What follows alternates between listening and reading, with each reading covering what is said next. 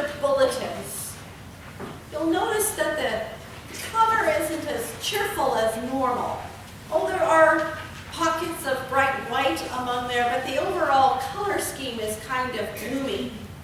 I picked this image because I felt it represents how life and ministry sometimes feel. Oh, certainly sometimes when we are bringing in a new baby and their family by baptism, oh my goodness, it feels like rainbows and roses. And yet at other times, when we are ministering to people who are soldiering on through life changes, like job loss or a shift in your health or an impending loss of a loved one, it feels more like thunderstorms and toadstools. And ministry is at its most demanding when you yourself are dealing with trials and tragedies of life, but others still need you. Your heart may already be broken, but you look into the faces of so many others. And in this case, Jesus looked into the thousands of faces of broken-hearted people. And you know that you are called to work with God right here and right now.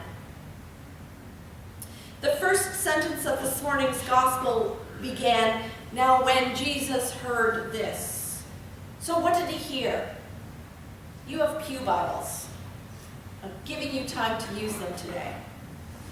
If you turn to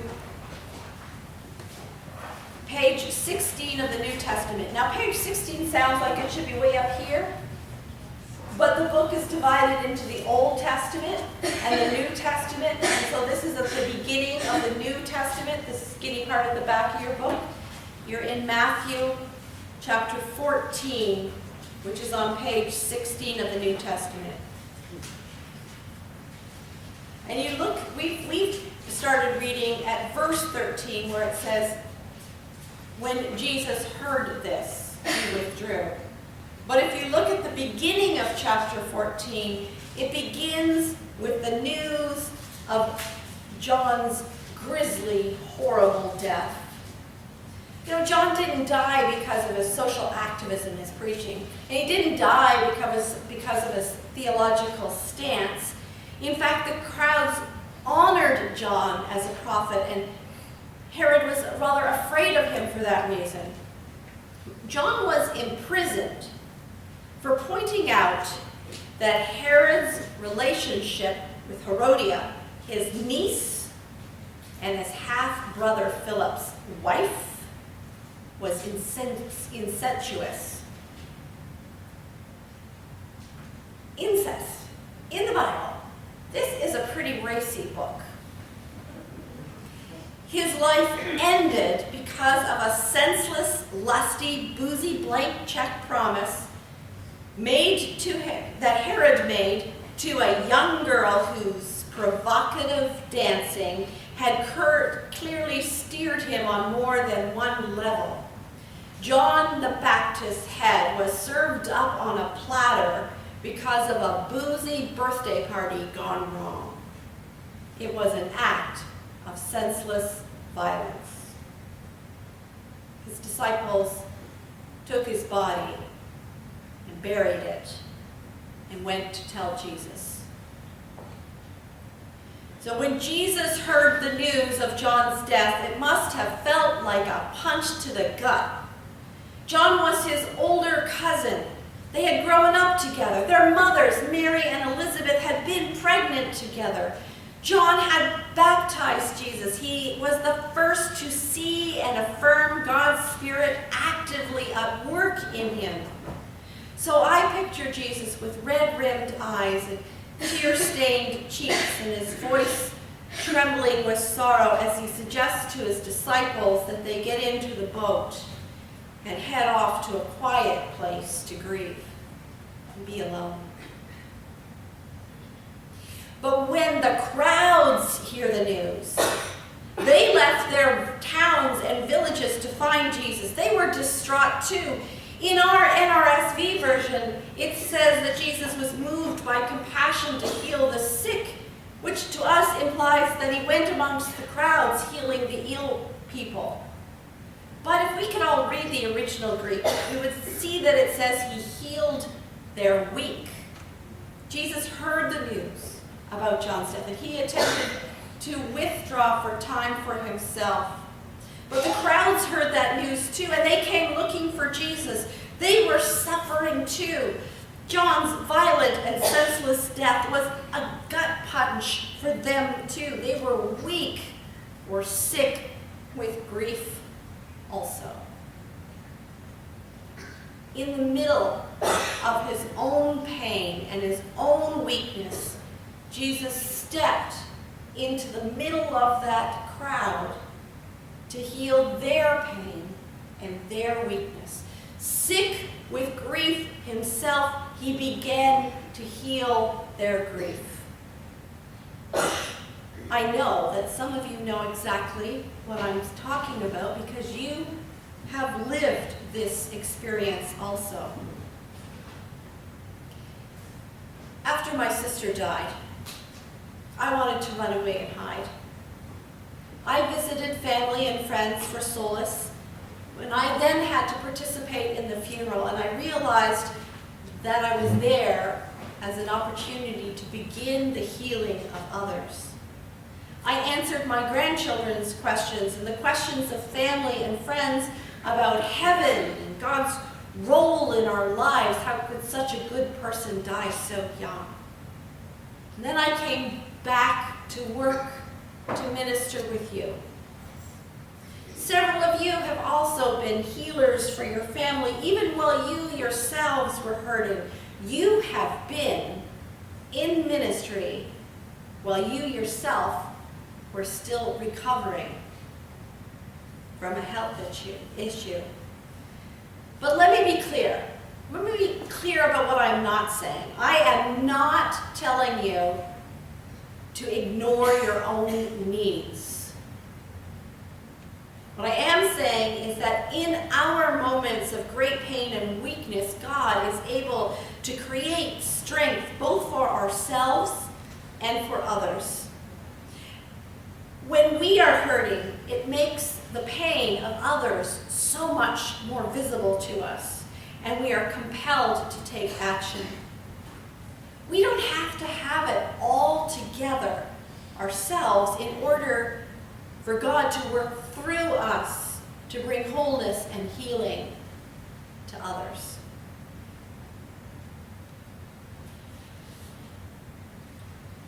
Something else strikes me about this moment in time. When I read the scriptures, I realize what Jesus did not do. He did not rally the troops. He didn't use the crowd's grief and anger or bewilderment to inspire a revolt. He did not plan a protest or meet violence with violence. He healed them. He fed them rather than stirring the pot of anger and cooking up a riot. So, while Jesus was mourning the loss of his cousin, he spent the day healing people who were mourning the loss of their prophet. And evening approached.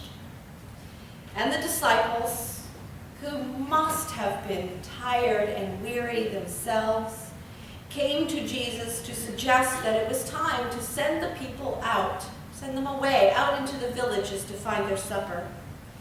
But Jesus said, "You feed them. You give them something to eat."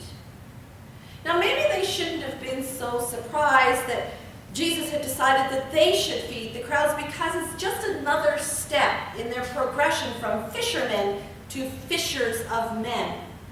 They were on a journey that had began with the call to come and follow me, and will end with a great commission to go and make disciples of all nations. And by this stage, Jesus had taught them and given them authority to heal and sent them out into the Israelite villages to proclaim the good news to the Israelite villages. Tell them that the kingdom of God had come near. You can find it, like we're just here on chapter 14, we're just over here. on chapter 10, just like 3 pages earlier, he called his 12 and gave them authority and sent them out. Jesus created an excellent model of discipleship for us. Call, teach, empower, send. People get to practice what they've learned. His disciples had experienced this model, and now they had the opportunity to practice what they've been taught, and now Jesus gives them a new opportunity, a new lesson, a new next step. You feed them, he says. And these very human disciples answer from their sorrow, from their depletion, from their sense of scarcity. Jesus, we only have 2 fish and 5 loaves. Bring them to me, Jesus says. And he took what they brought, and he blessed it, and broke it, and gave it back to them to distribute. And everyone ate and was satisfied. They fed the crowds, and everyone ate and were satisfied. And in the process, the disciples continued to be transformed. They experienced again God's power working through them. They had been called and taught and empowered and sent in chapter 10. And then they regrouped and they watched Jesus do more miracles right there in chapter 11. And they heard the parables of the sower and the mustard seed and the leaven that makes the whole bread rise. They'd heard again all those stories of just a little bit becoming so much. And then they got to live that parable. They brought the little that they had to Jesus, and with his power they fed a crowd of more than 5,000, and they were transformed further from passive observers into active participants in God's kingdom. Fear tries to lock us. It tries to lock us into those expectations of scarcity. And we say, God, we're just a little church. We only have these few old people, these overworked people that do everything, and these couple of small kids over here. How are we going to make a worthwhile impact on our community? And Jesus answers, bring them to me. Bring me your people. Bring me your resources. Bring me your time and energy. Be thankful for what you have. Pray blessings on all of them with me. Trust me. Work with me. And I will multiply your faith and your hope and your love for my kingdom. Great good will come through you and through your people, through your congregation, your little church. When a congregation brings what they have to Jesus, amazing things can happen. Faith, hope, and love move us past our imagined limitations and allow us to see beyond what we think is possible to reach for something greater and more worthwhile. On a small scale, this can change a fearful prediction like, times are changing. No one wants to help to prepare for a peach festival on a Friday. We are going to be peeling, chopping, baking, or barbecuing all day long. Into, man, times are changing. I can invite my neighbor or my friend, my son or my daughter, my brother, my sister, somebody can come with me before work, after work, in the middle of the day because I'm retired. They can come with me on Friday because I think that all of us working together can make a significant difference to the missions of this church. Many hands will make light work. We can all work together and be satisfied. Modern commentaries try to find some sort of scientific explanation for this miracle of feeding of a crowd of more than 5,000 people with such a tiny little bit of food. Maybe they say they all cooperated and shared what little food they had. But even that would have been a miracle, because they would have had to break down the barriers of race and culture and religion and even gender, because women didn't speak to people in public. And they would have to talk and fully share all that they already had. I don't understand. I don't have to understand how this miracle happened. I interpret it as a lived out parable. The kingdom of God is like a man who took 5 loaves, 2 fish, and 12 helpers, and used them to create a satisfying meal for more than 5,000 people. Or the kingdom of God is like a man who took 12 imperfect, ordinary, frail human beings and turned them into apostles, people willing to live and die for the good news that the kingdom of God had drawn close. This is the only one of Jesus' miracles that turns up in all 4 Gospels, Matthew, Mark, Luke, and John. So it's got to have significant meaning for us. It's a vital story with layers and layers of lessons.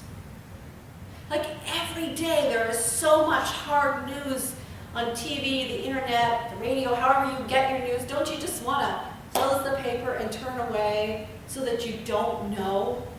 Or put some kind of protective shell over your heart to numb it so it doesn't hurt so much?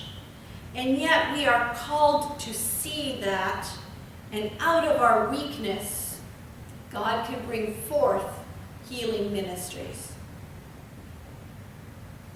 Each of us is on a discipleship journey. We have all been called and had some level of teaching, and we are being sent into ministry together, and yet, even now at this point, Jesus continues to say, you feed them. You feed my sheep. You feed my people. We learn from a story like this that we can hang on to the hope of God's abundance as we bring what little we have, our little time, our little talents, our little gifts, and give it to the Lord and have it multiplied for the kingdom work. So I tell you, don't be afraid. God has a vision for the world that is powerful and strong and life-changing. Lean into that hope that God's Spirit can be with you and you could be part of Christ's healing and life-giving transformation. You feed them so that all will have enough and be satisfied. Amen.